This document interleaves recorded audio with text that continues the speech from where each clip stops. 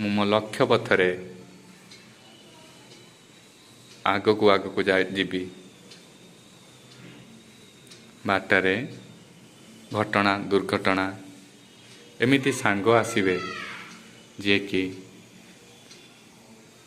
ମୋ ପଥରେ ପଥଭ୍ରଷ୍ଟ କରିବା ପାଇଁ ଉସ୍କେଇବେ ବା ଏମିତି ପଦାର୍ଥ ଦେବେ ଯାହାଦ୍ୱାରା ମୋ ଭାଗ୍ୟ ଖରାପ ହେବ।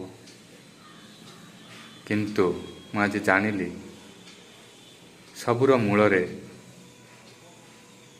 ମୁଁ ହିଁ ମୁଖ୍ୟ। ମୋତେ କେହି ଦୋହଲେଇ ପାରିବ ନାହିଁ। ମୁଁ ବହୁତ ଶାନ୍ତ।